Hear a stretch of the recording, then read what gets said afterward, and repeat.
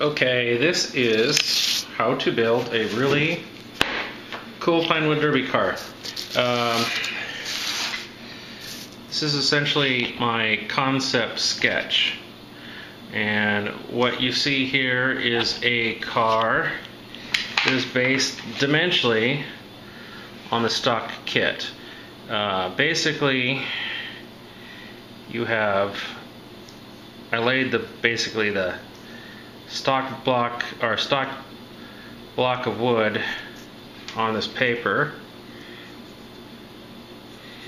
and then started basing a design around that. So this basically right here, this line right here, this is the bottom of the block, the stock block you would buy, like the Boy Scout kit at like a Hobby Bench or Hobby Lobby or whatever.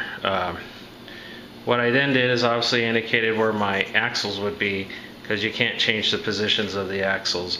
And of course I put the axle that is closest to the front of the block of wood towards the front. That's the way I do it. I think it looks the best that way, and just my preference. What I did then is obviously sketched out a couple designs. This is one I settled on, and essentially you have two pieces to the core design. You have the inner block piece, and that is this sweeping line here, comes down here and goes to the front nose right here. So I apologize. So this is the front of your block of wood. And so I cut out the middle core, and then this design here, what you see here, is a glue-on piece that we cut out and then we put on with Gorilla Glue, and then clamp on, and then kind of blend into the other surface. This outer piece basically is about the same width as the wheel. It might be a little bit wider, but you can't go much wider than that, but you can go the width of the wheel. So thus it's built out. Looks a lot cooler when it's done.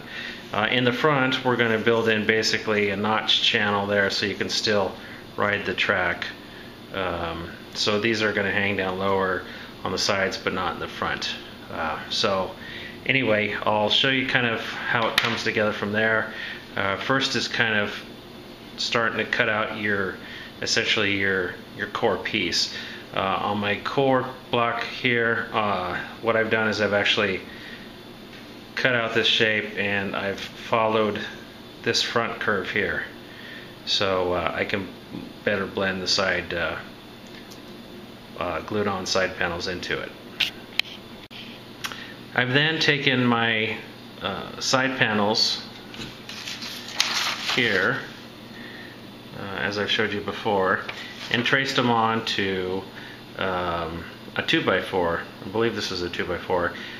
What I did before I cut it is I have a table saw, and I actually ran it through on both sides of the table saw. Kind of similar to a planer, I elevated the blade, but basically the typical beveled or curved edge that's on a 2x4, I wanted to cut that off so theoretically I had a pretty smooth surface to work with, as opposed to cutting something and finding out I have a beveled rounded edge in a place I didn't want it. The beautiful thing about doing it like this is because I've used such a wide board, in case I kind of screw something up, I have about 3 or 4 chances to cut my side panels and get 2 good ones.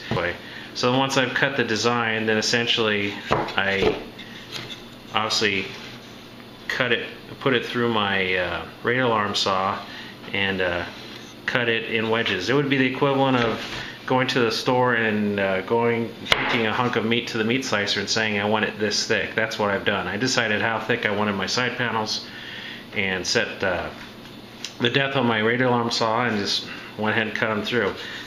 Okay, so this is the Pinewood Derby car in rough condition. If you look at from underneath, we have the basic block of wood,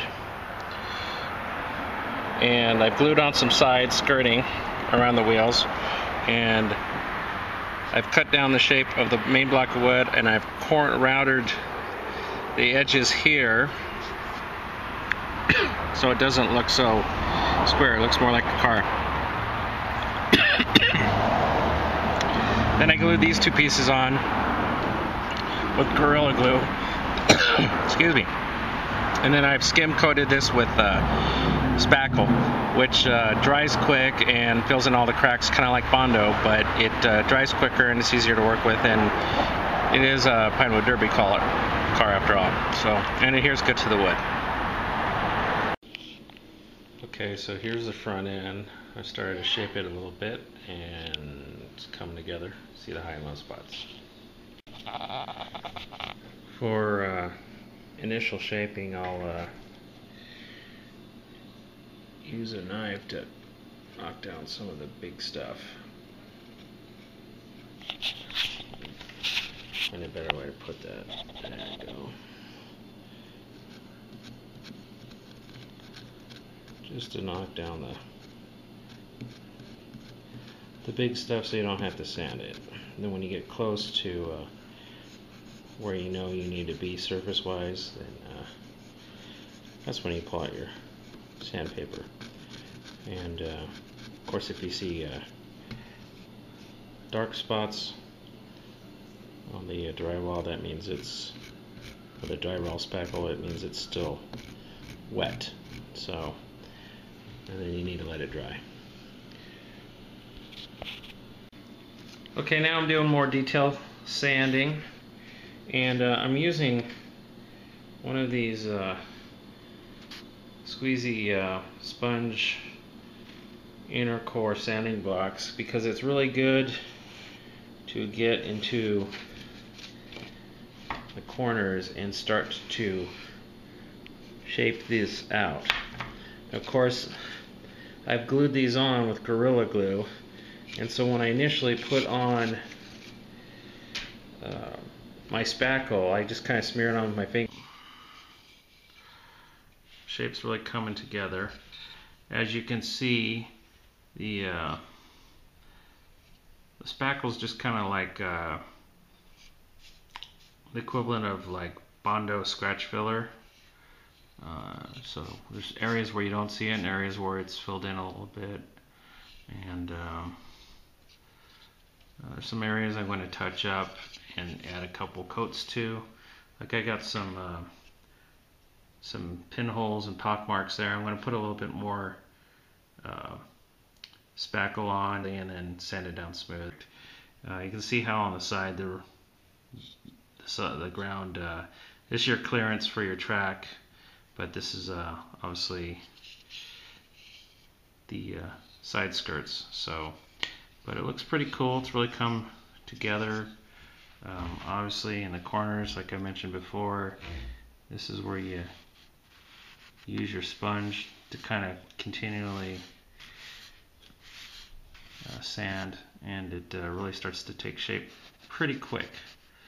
So you know, it's coming together pretty good. Where I have glue up here, Gorilla Glue, it's really strong stuff.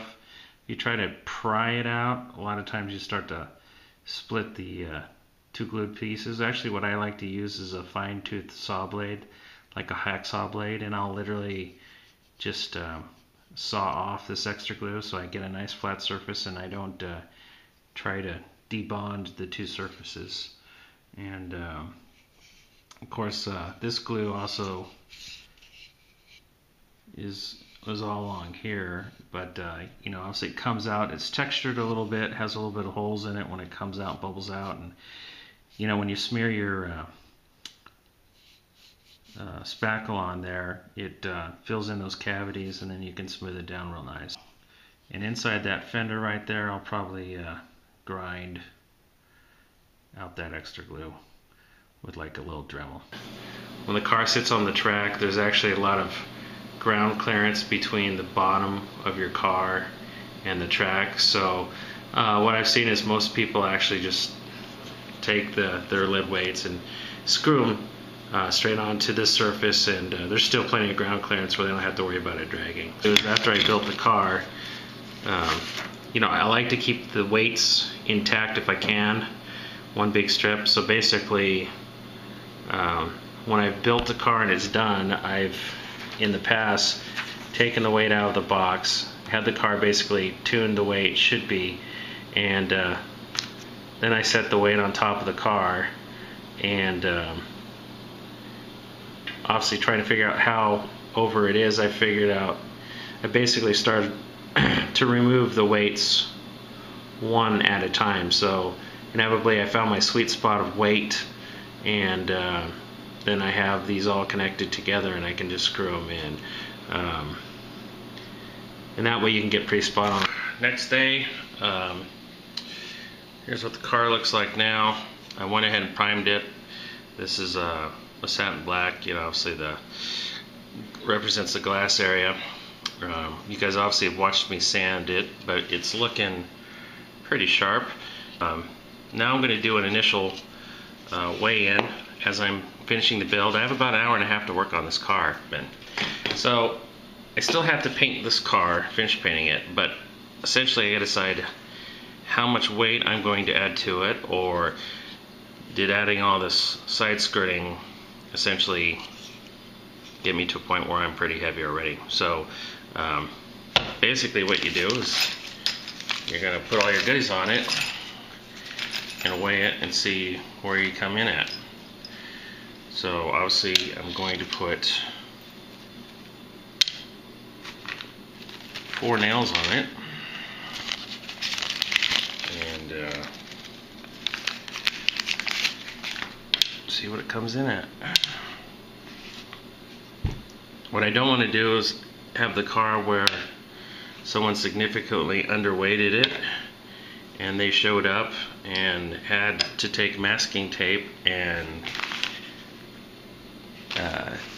tape on a bunch of weight to the roof of the car. That just looks bad. Okay, so I'm at 4, you can't see it there, but I'm at 4.6 now. I'm going to paint the car now, and then I'll figure out exactly how much weight I'm going to add to it, because I don't have to actually add a bunch. So I'll polish the wheels a little bit, I'll polish the actual shafts. Nothing really major. You get crazy. A lot of people I know do a lot of crazy things, but then they also get disqualified. So I want to do what I think is reasonable, and that's that.